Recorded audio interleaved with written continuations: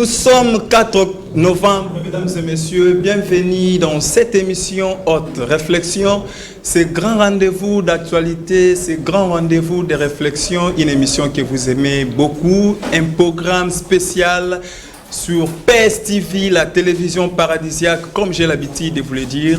Nous sommes là, le trio est bel et bien respecté. Quand je parle du trio, vous comprenez déjà qu'il s'agit bel et bien de Sarah Nyamabou, Kax Kadimon, ainsi que moi, votre serviteur, Alain Ali. Comme vous le savez, dans cette émission, nous recevons toutes les personnalités influentes de ces pays et puis nous évoquons tous les faits possibles concernant l'actualité de notre pays. Alors, pour ce numéro de l'émission, nous avons des thématiques.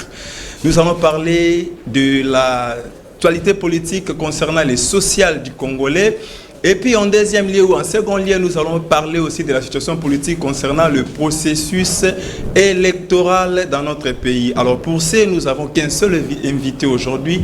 Il s'agit comme ça de monsieur Mike Mukebai. Il est député provincial élu de la commune de Lingwala. Mike Mukebai Oboyebi to poniye parce que tozu ba appel ebele. Bolobi ke tozo lobela mingi kaka politique au vrai sens du mot, tozo kota ba gros mots, mais bozo koka vraiment te ko comprendre social ya congolais, c'est comme si tu négligeais. Alors avec notre député provincial Eli de Lingwala, yende to komeka ko réfléchir naye ensemble sur ce plateau pendant au moins 45 minutes pour toye ba makanisi naye na oyetali mboka na biso Congo. Alors sur ce plateau déjà avec Mike Mukebai à qui je dis bonjour et bienvenue. Bonjour. Vous allez bien, je crois. Oui, je vais bien. Je pense que vous allez aussi bien. Très bien. On a reçu beaucoup d'appels. Nous étions dans l'obligation aux Ana ou na plateau, surtout dans la Lingwala. Tant que qui est au Yambayo, appel les gars qui m'ont mingi. Alors, moi, je suis lingato solana vraiment lelo na makambo etali social ya ba congolais. Parce que débat et s'est penché mingi na aspect vraiment politique, bien que la sociale était aussi inclue dans la politique, mais tout solo la mingi oya longwe en vol, oya salibo. Mais tout ça bossa na que peuple mora zawana yendem taper ça qui mandat yende kolomboka. En termes de première question déjà na éviter. Qu'est-ce qui bloque aujourd'hui les sociales des Congolais? Est-ce que c'est parce que le président de la République n'a pas encore maîtrisé les systèmes, ou encore c'est parce qu'il y a toujours des blocages, comme on disait avant? Qu'est-ce qu'il y a?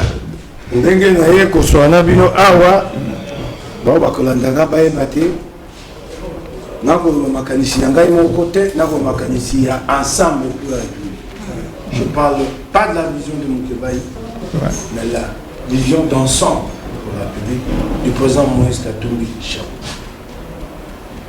En ce qui concerne le social, la toute première chose, et celle qui manque de manière criante à la République démocratique du Congo depuis l'indépendance, le côté français pour la tête. Ouais. Et ça, on va payer dans le côté français la justice distributive.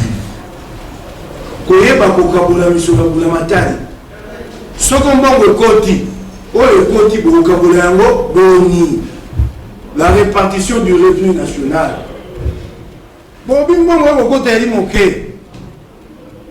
Social, il y a des dossiers en Ghana. Bobi ekoti yali moke to che budget ali 10 milliards bato baleba bina ne matimingite kasi 10 milliards de dollars wana o ya budget boko kabulango lolengeni ba kabulango bantoma batindami bakonzi na bituka yo kokamamboka les institutions bazui 60%, 65%. Bon batikali baleki belé bango bazui 30%, 20%.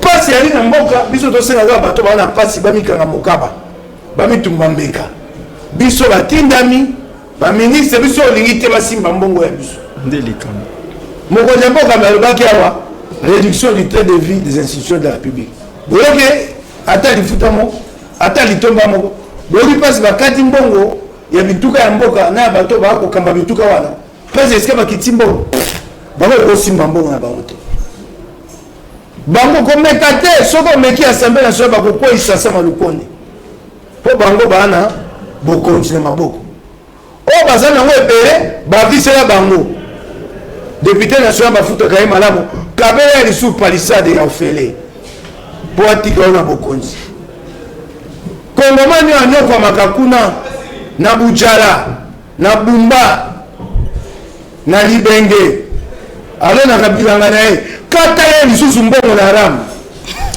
oyo aza nango ebele bakisela ye oyo aza nango moke kata ye bulamatari c'est dans le devoir de l'état l'état azali esengeli tasala yango apesa bato mai lotiliki bato bamona nzela la route mpona kotambola na motuka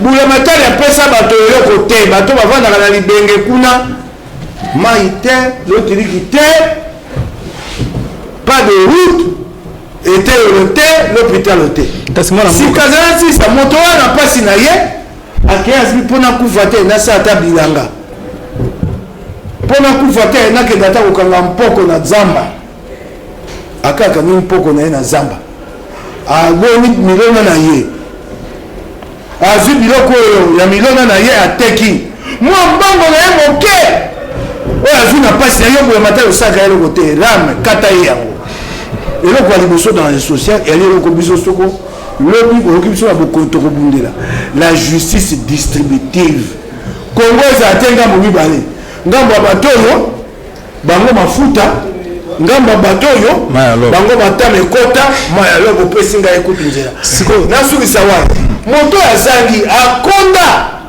babi na ye kanga mokaba serez-vous la ceinture akomikata loketo mpo akasuna loketo to asa kondi yo nde mbongo bulamatari evimbisi yo libumu yo nde kanga mokaba yo ministre kasi oyoko ya ministre alingi eloko wana te balabaki en réduction du tiers de vie du gouvernement bakota conseil de ministre oyo soyoka eloko balobi bakomi oyo babi esama lokote komeka te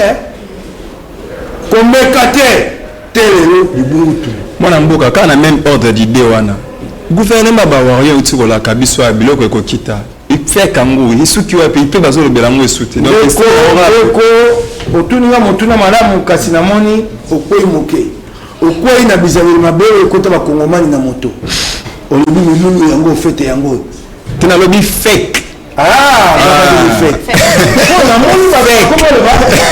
bato basepela mpo na noel moto akufa na ye nzala mobu mobimba na noel nde bokokanisa ye non bekute arrete na musa otina makambo ya baleko kabila oyo ezali kasi milulu asepela ata moke bakosakana na bino bakongomani okomona na suka mobu wawawa na misala epai bato basalaka bapesi moto soso bapesi ye mwa loso sangisa soso bapesaka fonctionnaire na mwa loso wana esaka combien c'est pas plus de 40 000 francs bapesi yo soso misato na mwa sachet loso c'est combien boni kosaka na bato so bafuta bato wana mote botika bango mais vous avez na pouvoir vous avez minimiser pouvoir vous avez moko ya ba union sacrée union sacrée biso to sito bendani bobendani ndenge ni munde ko mino po makambo ya union sacrée ali malamu te ke bozaka kaka nani fiscal Lombalo a déclaré que bozaka kana union sacrée jusqu'à présent ngai na ebisi yo po na ngai ya sina milongoli yondo lo mwana mboka ye tuna ye eloko nde malongo azomona kuno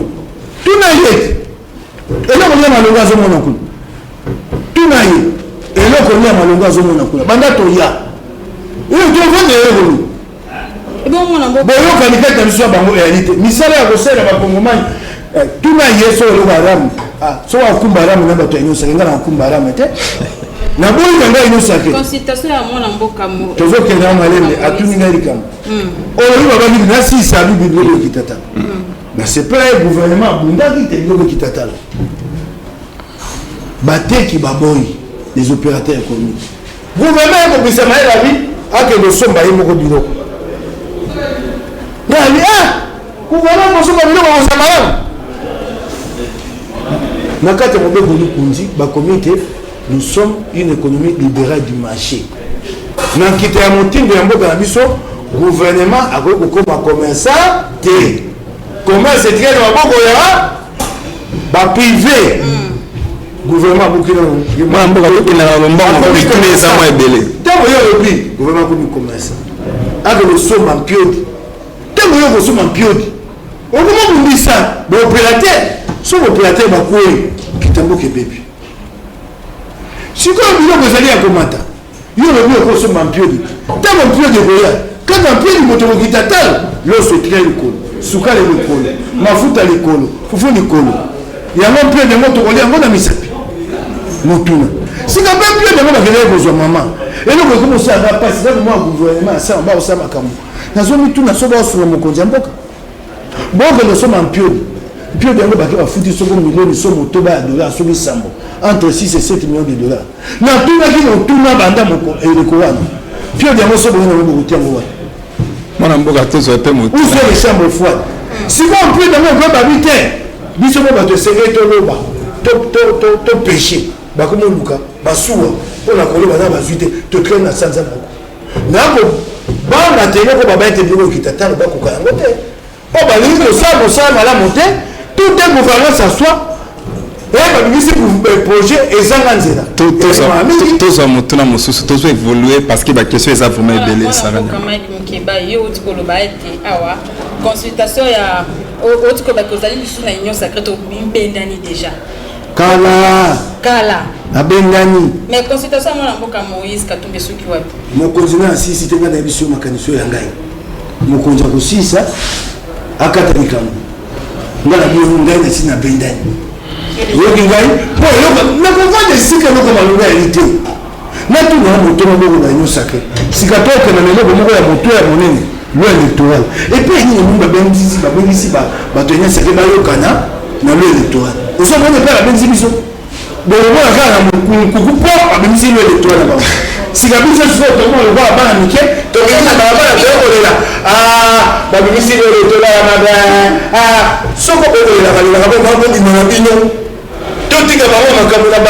comment vous pouvez évaluer la santé politique de l'Union sacrée? Comment vous pouvez évaluer ça?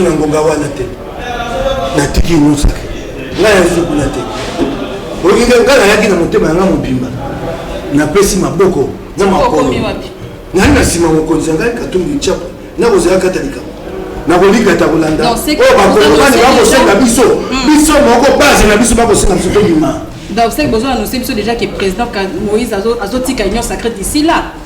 Un réseau besoin de voyez moi on a déclaré dans l'histoire ya Congo, dans l'histoire ya Lingomba na biso ensemble pour la République et le ba mutu ya malamu pour na posa pour na Congo le vele comme Union sacrée.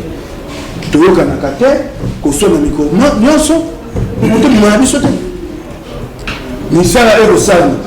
Bo basali musabo pesi maboko babi état de siège to bito betu maboko to pesi maboko maboko ba sa ministre de défense à l'Assemblée nationale l'état de siège a été mis en œuvre sans planification baba daki a l'ingénieur il n'y a pas de moyens il n'y a pas assez d'effectifs mais comment vous avez mis les projets en marche si dans 2023 to ko bandé ni yo to ko mo ko ba ko mabiso na nkunda mala mbaya sika awa ngongali nano tovana biso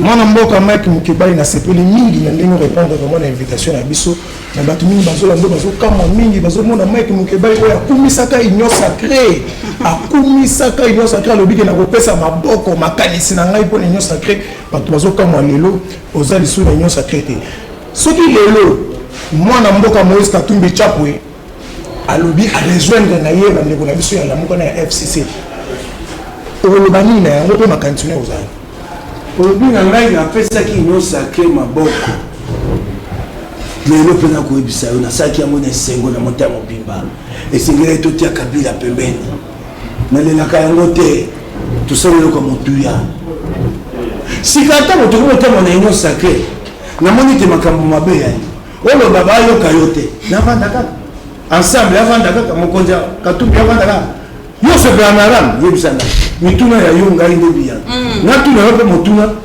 oya mwana makambo osema malamu eza ancien journaliste mbongo ya ram ekenda wa ancien journaliste mbongo ya ram babi tela misaka misami bali kokanga moyibi ya chombo na kobundisa contrefaçon osomoni pe basaka mosamo APTC azana équipement ezaka wapi pour lutter contre le vol de téléphone là APTC équipement ezaka installé wapi pour vous lutter, combattre la contrefaçon. Monsieur, vous laissez les téléphones, vous l'État, vous laissez les téléphones contrefaits entrer sur le territoire national. Vous avez tout un service de contrôle qualité qui s'appelle OCC.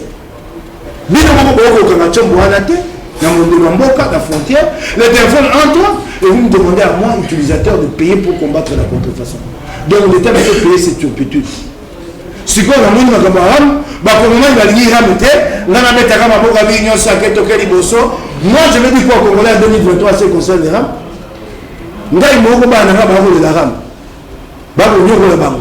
Moi ça la raté pour le Katembo. Pourquoi tu as eu autre chose sur mon toit dans la tata na bango. Obi na ngai soko to sanga na famille na FCC. To ko normal. To ke ndipena malembe ba imbo ba. Etumba esenga bato batia maboko bazale mbele. Ikomi ya boelelo to ke no malembe. To ke ndiko. To tena ki maboko na faru tango to joka na kite to kabwana. To ke ko pese pa ya Félix tango to mwenza ba ke biso se pe onde to kabwana. Soko na be sengi to pesa maboko ba ko mani musupu ba bolingo Kongo to ko pesa Kabila azali mutu mabe. To ke na sina ya nuni yo to ko ba Kabila mutu mabe. Yo kemba ko le kangai Kabila wa azali mutu mabe. So ko le kangai to kende to kangai na sisi to kende no ra. Ko se na faulu e ko za mabe mo kote. Oh. Kaka mabe. Kaka likambo moko ko chango na mesa to yoka. To yeba so to za elongo to tambo ya likambo nini. Et comme on le voit, on est qualité tu as du point à côté. Tu as une négociation. Tu vas nous donner pour la ligne, tout ça. Nous avons tout ça. Moi, quand tu yeba, dans nos définitions des objectifs, clairement, pour qu'on soit meilleur à Tembayasi. On a vu Kabila, n'a pas besoin de l'autre. Quand on a Kabila, il y a une beauté. On soupe pour vendre Kanaye. Et là, on a vu ce tour aussi en Kabila, on a la mine. Kabila Sunga Bisso. Oh, biso ngito vana yo. Kabila Sunga Bisso. Kamo senga, tu kangai. Kabila Sunga Bisso to na posa ko vana yo. OK. Po masumu, o montagne ngola, o bali misakate, réalité. Kasi yo Kabila na bato ngo Sunga Bisso, boyambola. Mabena bino. Bato bako bisa biso te boko kanisa ko simuke ndengeni. Boko kanisa de chade ndengeni so boyana bato Kabila. Kabila yo na bato na yo. Boyambola elo ngana ko senga bi bobo sale e pende na lobi na yo so ba yamboli to vandi lo to bo sanya lo ko te bo to senga ba yambola kwani po te ma be ba ba sala ko ngoma ba so tu na biso yango tango to ze ngombola bango mo ko lo za te to na po sa ko kumbola minunu ya liwaya aussi muke ba ba ko mo ngoma be yako mana mobaya mbola yambola ndeni politique des églises te honorable politique de l'église comme kitisa ndé le kotombola kabato c'était pas se réconcilier avec nous. Kabila et le PPRD doivent se réconcilier avec le peuple. C'est une opportunité historique pour eux pour se réconcilier avec le peuple. Et allez nous va péter dès qu'on a Jadari n'a pas sengo le va péter sommes salaire aussi bokei et nous va péter quoi ba c'est la Congomani te mabe salamaki to yamboni pe to lakite to go to lapinda te to se suma be wana te et côté abiso sika biso na kimia pour to tangwa na bango na yango yo kota bwana Kabila ngamote Kabila to sengi yo yambola chala to sengi yo yambola Mwana mboka Mike Mukebai tozo continuer émission na biso kasi tosala na rubrique moko na kati ya émission haute réflexion to bengaka impression rubrique wana consistaka totiaka deux papiers ndenge totie wana yo kozwa papier moko oponi certainement okokutana na politicien kombo oza censé ya koyeba okosalela biso kaka lecture politique na ye asoki azosala to asala malamu to asala mabe nini ya malamu oyo omona asala nini pe ya mabe oyo osomona asala bamosubo tie kombo ya tata na ngai awa te tozami bayokopona kaka impression kaka ya malamu na ye ya mabe na ye bobangisika na moko la logique est émission moko omona boyo rezeta mbaka moninga na ngana ko bani so asa malamu ko bara malamu ne so asa biso ba impression positive na et na négative polele omona o gagner ça faut yenga pa to na kate na ko na to le na te si le ko yo sala ka polele je fongola kaka mona mboka to yela gango voilà pona teleka il passe tous les amis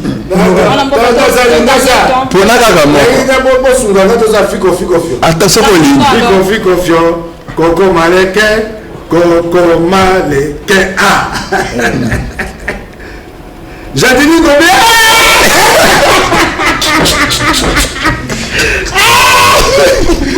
Nini ya malamu ya sala oseki makasi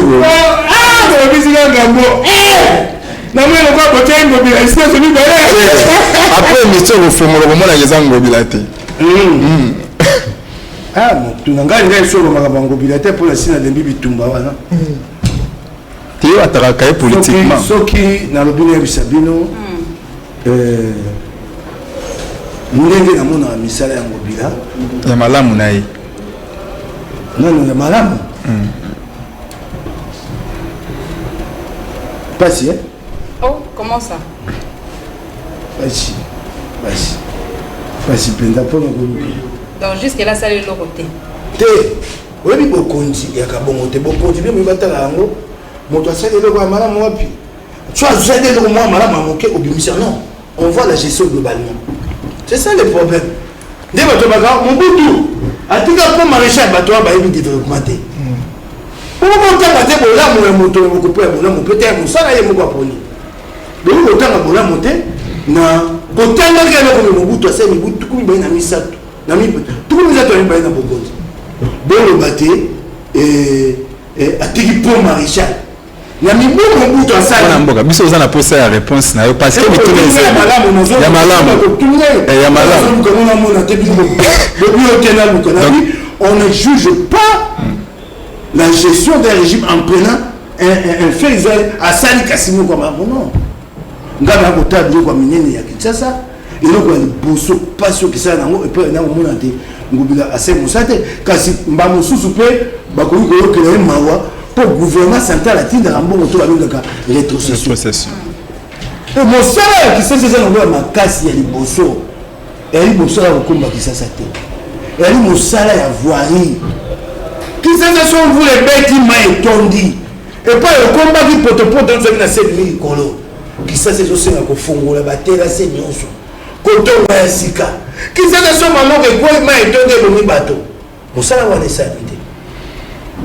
On est mon salaire makasi. Mon salaire au combe boya ciment. Au combe mboka te, soko na noté au tie au peto. Pomba na nyonso ko soto e ko zonga. Donc c'est te comprendre malamu aza vraiment na malamu mingi te oya. De mabe ku tu na to lo beate mabe parce que mabe ko le kebele. Ça va nyama. Très bien, merci beaucoup moi na boka Mike Mukebai. To lo bela mai matali gratuité de l'autre moni. To mona ki ba syndicat ya EPST ba pesa ki mot d'ordre na ba enseignant nyonso ba suspendre ba longo la grève. Mais jusque là classe zongi na nteba na bazo ki de classe. On veut savoir qu'est-ce qui bloque pour le moment. Et ils ont bloqué banaba qui est classé. Maman, toi qui es dans bino ni comme si mon tour n'a été.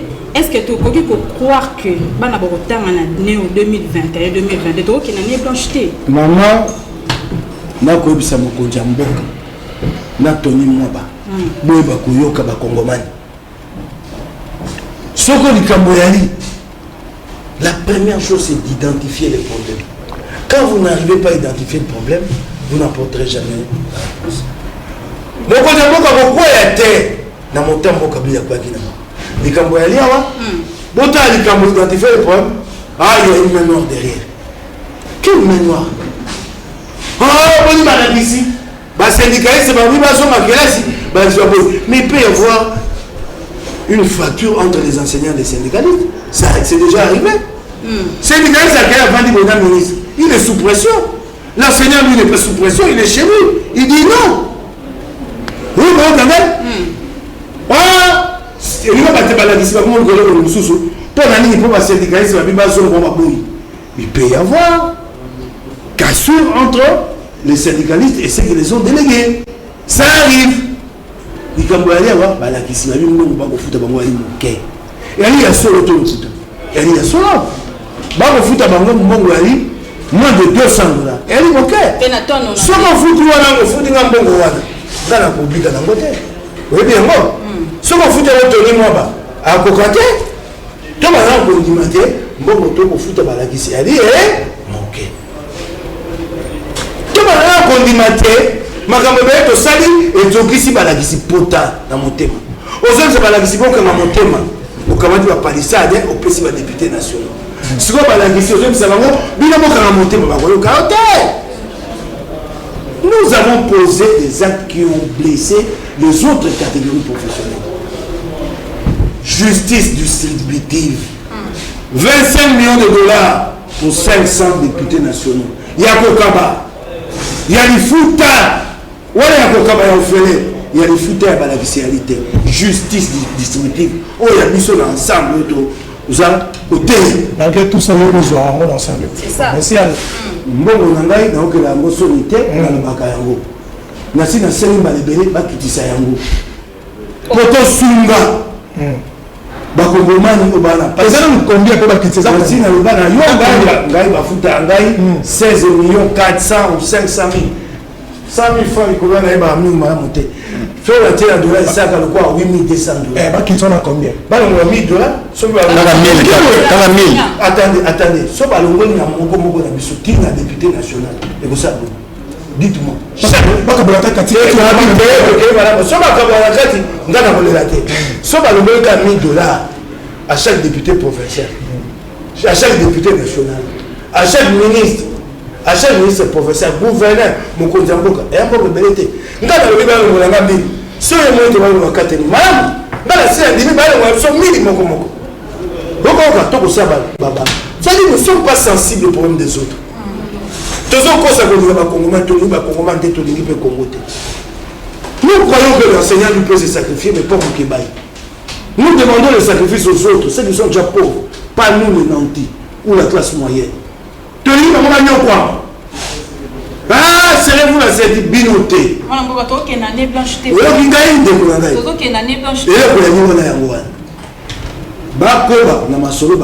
Mais il faut faire un geste. Le budget de 2022 là, il faut que vous sacrifier les trucs. Il n'y a plus d'autre choix. Coupez quelque part. Pendant que vous dites qu'il n'y a pas d'argent pour payer les enseignants. Budget présidence en augmentation 2022. Budget Assemblée nationale en augmentation. Budget Sénat en augmentation. Budget primature en augmentation. Ah, le dur.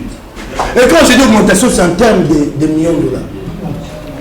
En termes de millions de dollars. Coupez ça. Il faut sacrifier. Donc, cherchez, vous allez couper. Qu'est-ce qui se passe? Pas dire à l'Assemblée nationale. Y a-t-il de nouveaux besoins? On peut nous dire quels sont ces nouveaux besoins? Hein? Bokata mbongo pa imoko na budget à 2000. On makamisi au moins Bakata mbongo na budget national. OK. Assemblée nationale de la République démocratique du Congo. Bokata mbongo, bokata. Mais on les opinions est-ce que bino boyoka na kibongo? Ngai na mbina yo abobenisinga bolobite na yeko bana kombo ya ba député nationaux na yeko pesa makanisi ngai ya bino ba députés nationaux boluka le rubrique à élaguer bokata yango bandakisi mpe bape mama moke mwana mboka basi ete mokoni ya risque tokana année blanche. OK. Quel risque? Oui, parce que ça fait au moins un mois. C'est une revendication d'ordre social et légitime. Et mokonzi mboka comme ça et politique était. C'est une revendication sociale légitime. Bato bako senga oya bango bunga. Boko tomole la bango. Ah bon kalaba na biso mawo. Monsieur le président et vous-même et vos ministres, pourquoi n'acceptons pas qu'on coupe sur nos salaires? Nous n'avons pas pitié de nos enfants. Nous demandons ça aux enseignants. Vous demandez, toi nous demandons aux enseignants. Demandez ça au gouvernement. Réduction du train de vue du gouvernement. Résultat au jour d'aujourd'hui. Vous avez augmenté vos dépenses. Non, arrêtez ça. Nous devons nous sacrifier tous ensemble. Mais battre bazolo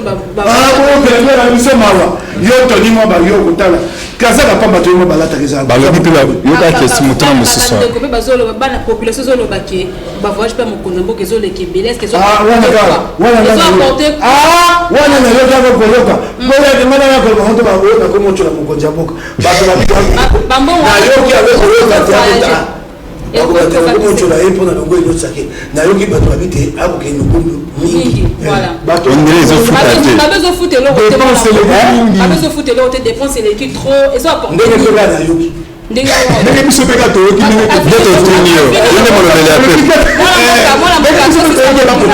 Ça monte na vu ne ko kozala nini par rapport à tout ça oyo qui on a vu no ko kozala nini. Mokonzo ko ka bita ke mibembe bele. Balobi te mibembe ko futate. Ayoki so wakati mibembe wase. Ko yebisa nini alors. Ah so wakati mibembe wase mabe. Bana mboka. Na tuni. So le la bita kati. Ko ba to habite e ko manifutate. Mwana mboka mai bai. Est-ce que c'est réellement besoin même manifutate? So ko yebi yango yebisi ngai. Mwana mboka tozo kende muke na suka. Mais nazui ba appel belé na émission oyo. Yo zali eli ya lingwala. Na ba rezara kinta kitabino na ba Noël cheke wana. Ba pesa yo bokonti, ba pesa yo confiance bana lingwala. Mais on dira qui pakra bana ya kan le fungula te. Nazui ba notable ba appel belé ba lobi lelo kan le fungula. Bazalaka na deux terrains na bango ya bale. Bazalaka sur na terrain ta moko te ya bale. Moko na sili no motuna. Moko yangwane koma batie soki nini ya ba roulage ezo koma wana. Moko ekoma nango parking na mituka nyonso o bakanga. Terrasse boucher, salité, amortissement de biens. Yo pona nini kota. Likambo ya kan fungulo kota ba. Sina bandi ko tambo na komba ngomba na ensemble pour le public na tambo kisasa mobimba. Naso la kana bino botu na de tuna. Et là ba liboso boye ba kabana kisasa ba kosa bino te. Député provincial Moussana été ko ko bungisa banzela na batere. Te ko lobela likambo na bango za kamu. Et Moussana ngata Moussana gouvernement provincial. Nga Moussana ngai ko belisa gouvernement provincial na assemblée provinciale ya kisasa. Si l'assemblée provinciale makasi ya lite pour makasi nyonso bande gouvernement yango na ngabo yango. Mais ba discours ozo le balelo boyaka na ngote na era campagne. Ah ndeko na ko ebisa ngo bana kisasa na lobaka yango. Woki ngai. Bana kisasa bingo pe boa pe na mbeba bana lingwa. Mba mosu pe boko pona mabe. Boko pona moto po akabaka. Bolingi moto akomisa bomongo na bomongo ya bino kokaba. Nani ko bando kabela yo mikolo nyonso pe bino banso. Po ni boko sama boyi. O akabaka. Yango to ninga kai. Na ko kabela yo ni 4000 francs 10000 francs. Tamo mwana ko be makasi na butu na 2h du matin. Ngana ko ya wana. Boye bakotia. Bonya bopona bato mboko ebonga. Moto motoza malamu na musala ye.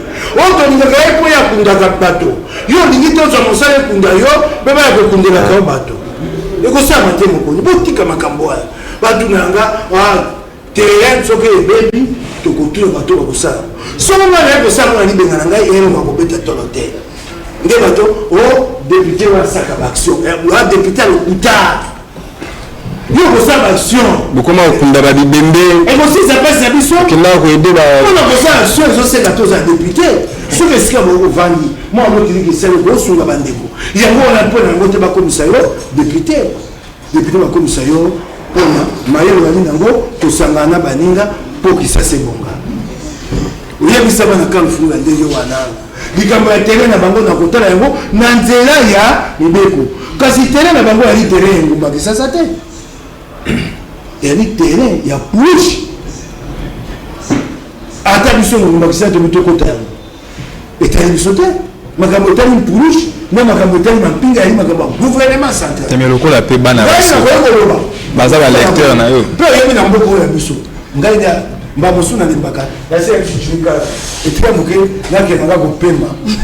Tiens, on va péter sur le tableau mon pas le ah, wara mo tolo beni ya mbaboni. Ram, so e kaungi biso te ram. To telemi ram ya liba. Député provincial basali nini pona rama o basi. Do sali pe lo te pona ram pour les députés provincial. Ndeko ram ya li ya assemblée nationale. Biso ba député provinciaux ngana sali o yanga na lobby. Na bitelo ko eza lokuta. Mboko pe kinda ka toyebi yango te. Misale sala ka ba lobe sa ke sala ka yango te. Na bisi ba kongomani. Pe na bisi ba kongomani bokanga yango. Nataka mapono boko sa na rame te. Ah, pe bana. bobosana na mete Ah, pe bana lingo la bazolela lela. Est-ce que vous allez sous candidat en 2023? nakoya bakopesa osi maboko bazolela lela. honnêtement yo na lingo alobelisa moi je suis pas la majorité à l'Assemblée provinciale de Kinshasa. okobongisa la déclaration na 3 ans oyo ye na lingo ala soki lingo ala efo raisonneur de lo soko moto ayi député opposition na bongo yani c'est ça la politique tika kopostile nazoya komba na nsima bapesanga majorité nakosenga dans 5 ans oyo eki nango kaka boya oyo babure okoma loka kulutu mokobanalingwaka te bana kisasa oyo mibu mitano ya bure ya pamba yango sikoyo nandimi yango bakofuta biso pamba tosala bosakoya sikoyo na 2021 nakosuka na lingwa te kitambo balumbu matete lemba ngaba députation provinciale tokotia bato ya lingoma na biso ensemble nakoyebisa bana ya kisasa na ya lingwa na kati bapona bato ensemble oyo bakotiama mpo tozwa majorité bomona mosala asala na kisasa bokima mbanga bokoyeba nzembe mayeba asalelanga bikamwa ye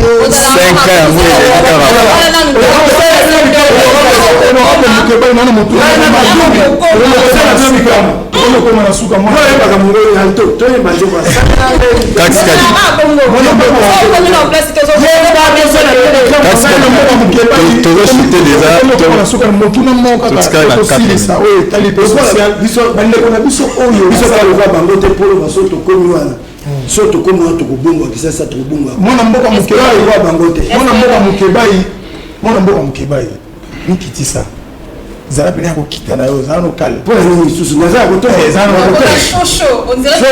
tozotuta mingi te pe eloko oyo lobiela eloko motuya eloko yali ndoto na ngai oyo nakolala nakolamuka nakosenga nzambe lelo oyo apesa biso makoki na mokozitoza mokonzi nengumba ya kisasa mboka kongo tomongola yango amen bato bazolanga na ndako mwana mboka mokeba lelo bandeko na biso basala epa baindien epa balibanais bazosouffrir na niveau moko oyo tokondima yokoyoki yango bango bayebaki tokoyamba oyo lelo yango bapesi ngai motuna na ya kotuna na yo olukela bango nano solution na makambo wana mpo bazomona mingi na bateko ozoleka ozolobela mingi kaka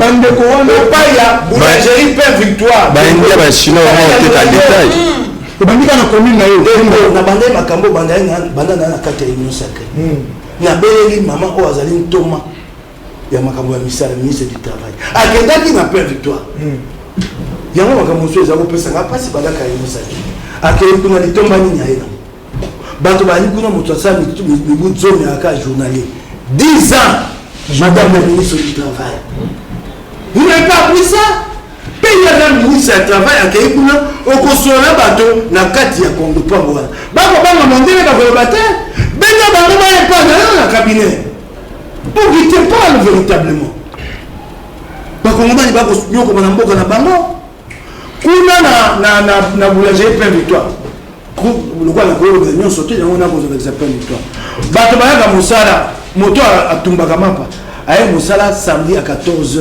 pour terminer dimanche à 8h.